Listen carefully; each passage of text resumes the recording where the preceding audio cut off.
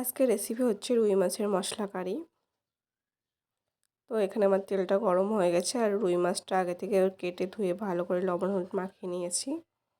এবার আমি তেলের উপরে ছেড়ে দিচ্ছি এক এক করে।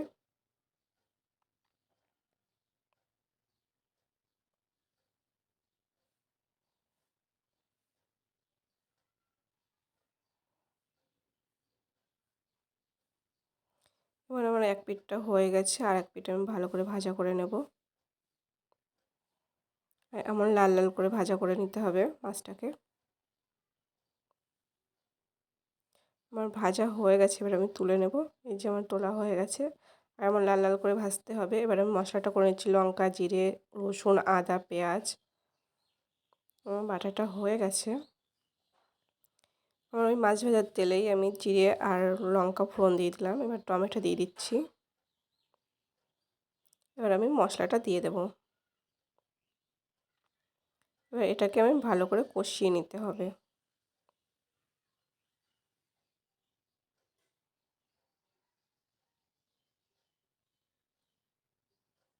এবার পরিমাণ মতো লবণ, পরিমাণ মতন হলুদ দিয়ে দিচ্ছি।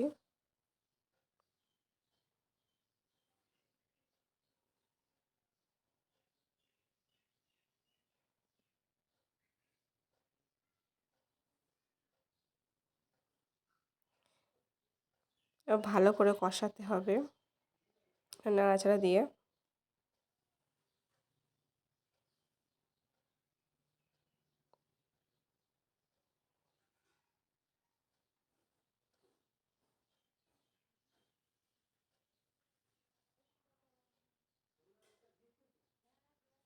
এবার মশলাটা কষানো হয়ে গেছে, এবার আমি জল দিয়ে দিচ্ছি। পরিমাণ মতন জল দিতে হবে।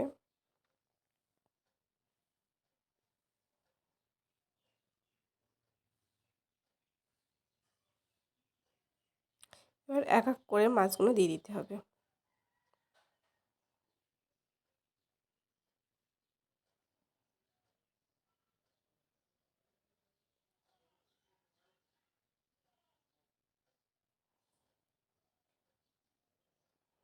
এবার এইভাবে 10 মিনিট ফোটাতে হবে।